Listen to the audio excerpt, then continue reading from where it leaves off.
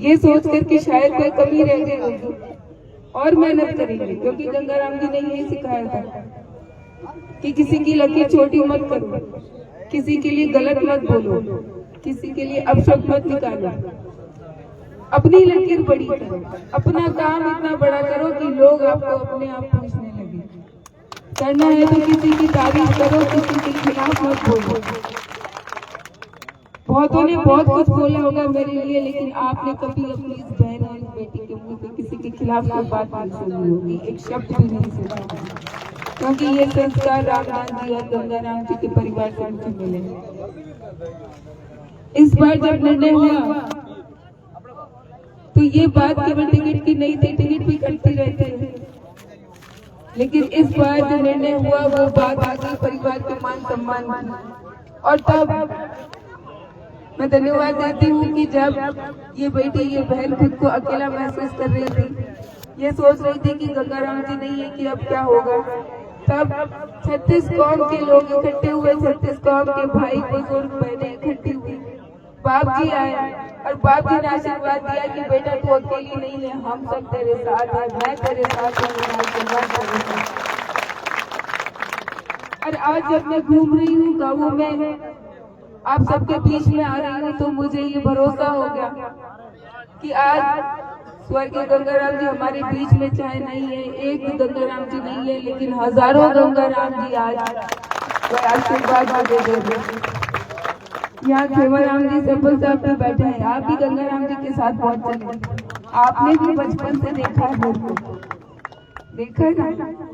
यहाँ राजाराम जी भी बैठे हैं, वही कह रही हूँ, आपने भी बचपन से देखा। ये कुछ ऐसे लोग हैं जिन्होंने गोदी में मैं बड़ी बचपन से, और जब इनको ऐसे माता ऐसे रात दिन साथ में मेहनत करते देखती हूँ, ये देखिए आदरणीय कान सिंह जी 80 साल के हैं, लेकिन ये भी मीटिंग में लगातार चल रहे हैं, लगातार दौड़ भाग कर रहे हैं। मैं मानती हूँ कि अगर इतना सब कुछ हो रहा है, बाप जी बैठे, ये क्यों है? ये संतों का आशीर्वाद है। और मैं मानती हूँ कि रामदान जी, गंगाराम जी और जितने भी बुजुर्ग अपने हैं, उन्हीं का आशीर्वाद है कि आज बाप जी और आप सब बुजुर्ग 36 कौम के लोग जन्म जरूर रामदान जी और गंगाराम जी के परिवार में लिया है, नाम जरूर प्रियंका के आगे चौधरी लगता है, लेकिन मुझे ये महसूस हो गया, विश्वास हो गया कि प्रियंका एक जाट की नहीं, 36 कौम की बेटी हो जाएगी। मैं सिर्फ आपसे इतना ही आग्रह करने आई हूँ कि संघर्ष करने में मैंने पहले कमी नहीं रखी, मेहनत करने में पहले कमी नहीं रखी। आने वाले समय में भी जो भी परिस्थिति होगी, मेहनत करने में कभी कोई कसर नहीं छोड़ूंगी। और जिस तरह गंगाराम जी और रामनाथ जी सबको साथ लेकर काम करते थे, उसी रास्ते पर चलते हुए सबके लिए काम करूंगी। और अब तो जिम्मेदारी और भी ज्यादा बढ़ गई, क्योंकि आज जो 36 कौम के बुजुर्ग, युवा, माता, बहने, बच्चे, सबके मन में जो विश्वास है, उस विश्वास पर खरा उतरना है। और ये जिम्मेदारी आपकी, इस बेटी की और इस बहन की है। एक और बात कहना चाहूंगी कि पिछले 15 साल से जिस तरह से बाड़मेर के अंदर चल रहा है, हम सब जानते हैं, एक भय का माहौल है, एक आतंक का माहौल है, एक भेदभाव का माहौल। अगर काम हुआ भी तो कुछ गिने चुने लोगों का हुआ, जो आम जनता है उनकी कोई सुनवाई नहीं होती। और अगर काम करवाना भी है तो किसी एक व्यक्ति को या बिचौलिया को लेकर जाना पड़ता था तो सुनवाई होती। मैं आपको विश्वास दिलाती हूँ कि ईश्वर करे परिणाम अच्छा रहे, संतों का आशीर्वाद मिले, आप 36 कौम की जनता का आशीर्वाद मिले, और मैं कुछ बन पाई। अगर मैं कुछ बन पाई तो आपको किसी बिचौलिए को बीच में लाने की जरूरत नहीं है। आप सीधे मुझसे मिलिएगा, अपनी इस बहन से मिलिएगा और सीधे अपना काम अपने सामने रखिएगा। यहाँ के विधायक के पास जाते हैं तो काम लेकर जाते हैं तो सबसे पहले वो बूथ की वोटिंग लिस्ट निकालते हैं, इस बूथ से कितने वोट आए हैं, इस बूथ से कितने वोट आए हैं। लेकिन आपकी इस बहन ने न पहले कभी निकाली, गंगाराम जी ने न कभी पहले बूथ की लिस्ट निकाली। और आपको विश्वास दिलाती हूँ, चाहे बूथ पे कितने भी वोट आए हो, लेकिन आपका अधिकार है, विकास आपका होना चाहिए, आपका अधिकार है। ये आपको कोई एहसान के रूप में दे तो उसको स्वीकार ना करे। अभी पहले वकील साहब ने कहा कि आपकी सुनवाई इसलिए नहीं होती क्योंकि कुछ लोग मान के बैठे हैं कि ये वोट तो हमारे, ये काम करे या ना करे ये तो हमें ही देंगे, जाएंगे कहाँ। जब ये विचार किसी के मन में आ जाए तो अहंकार आ जाता है, घमंड आ जाता है, फिर काम नहीं होता।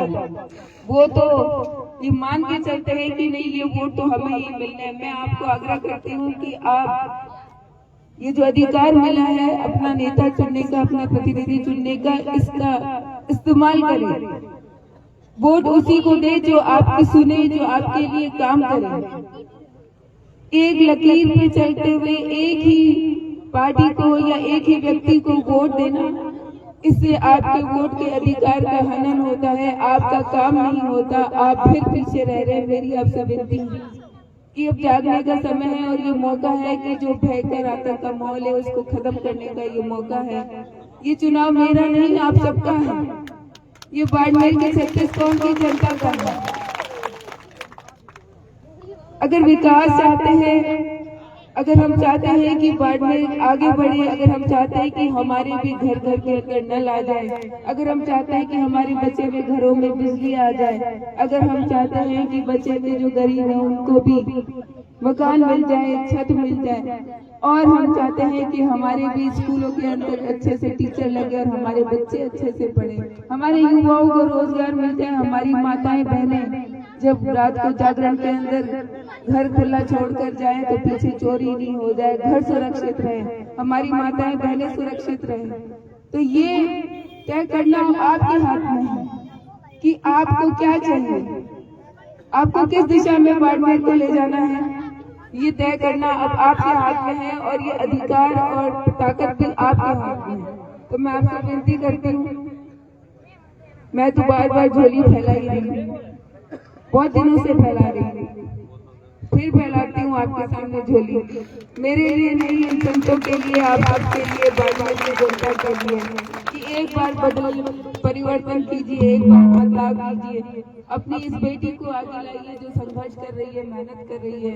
मैं आपको विश्वास दिलाती हूँ कि आपके काम में कभी कमी नहीं रखेंगे, आपके बीच में आपके ही सेवक बनकर रात दिन काम करेंगे ताकि रामदान जी और गंगाराम जी का जो काम है, नाम है, वो आगे बढ़ा सके। और जो बाप जी का आशीर्वाद है, बाप जी के आशीर्वाद के साथ आप सबके लिए काम कर सके, इतना ही आग्रह आपको करती हूँ। आप सब इतनी संख्या में आए सोचा नहीं था, क्योंकि रानी गांव में मीटिंग तो पहले भी होती थी, लेकिन कभी इतनी ज्यादा तादाद में आने में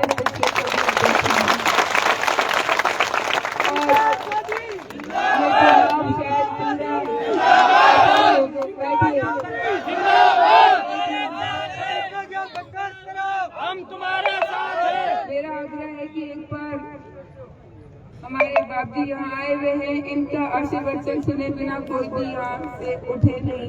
एक बार बाप जी की बात जरूर सुन के जाए।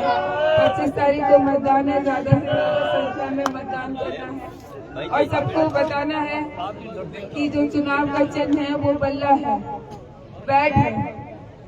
क्योंकि मेरे नाम के साथ दिमाग में हो सकता है किसी के कोई दूसरा चुनाव का चिन्ह दिमाग में घूमे, क्योंकि सालों से कहीं जुड़ी थी, एक संगठन से जुड़ी थी।